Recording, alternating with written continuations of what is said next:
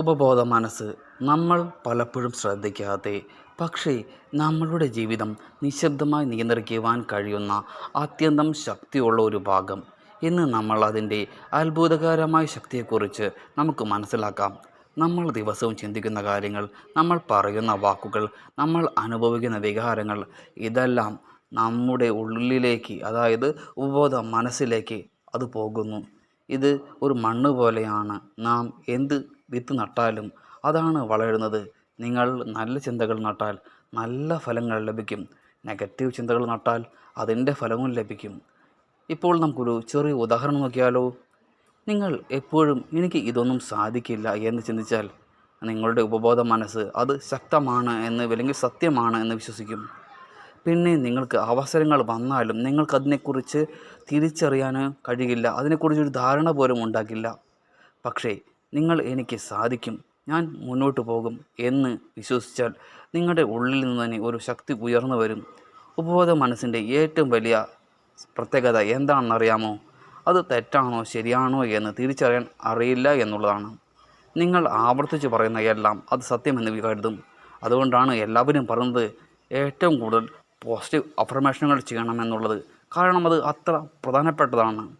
ഉദാഹരണത്തിന്, ഓരോ ദിവസവും രാവിലെ എഴുന്നേറ്റപ്പോൾ നിങ്ങളോട് തന്നെ പറയൂ, ഞാൻ ശക്തനാണ്, എനിക്ക് വലിയ കാര്യങ്ങൾ ചെയ്യുവാൻ കഴിയും, ഞാൻ ആത്മവിശ്വാസമുള്ള വ്യക്തിയാണ്, എനിക്ക് എല്ലാം നേടാൻ കഴിയും.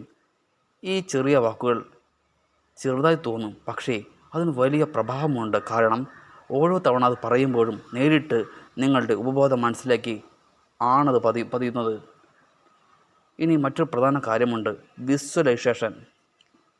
അതായത് മനസ്സിൽ ചിത്രം കാണൽ. നിങ്ങൾ നേടാൻ ആഗ്രഹിക്കുന്ന ഒരു കാര്യം ഇതിനകം നേടിയതായി മനസ്സിൽ വ്യക്തമായി കാണുക. ഉദാഹരണത്തിന്, നിങ്ങളൊരു വിജയിയായ ഒരാളായി നിങ്ങളെ കാണുക. അത് നിങ്ങളുടെ മനസ്സിൽ ഒരു യാഥാർത്ഥ്യമായി മാറും. പിന്നീട് നിങ്ങളുടെ പ്രവൃത്തികളും അതേ ദിശയിലേക്ക് നീങ്ങി തുടങ്ങും. പല വിജയികളുടെയും ജീവൻ നോക്കിയാൽ അവർ ഇതേ രഹസ്യം ഉപയോഗിച്ചിട്ടുണ്ട് എന്ന് കാണാം. അവരുടെ മനസ്സിനെ ശരിയായ രീതിയിൽ പ്രോഗ്രാം ചെയ്തവരാണ്.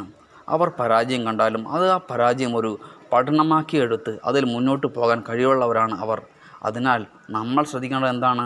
നമ്മുടെ ചിന്തകൾ, വാക്കുകൾ, നമ്മുടെ വിശ്വാസങ്ങൾ, ഇവയെല്ലാം ചേർന്നാണ് നമ്മുടെ ഉപബോധ മനസ്സിനെ രൂപപ്പെടുത്തുന്നത്.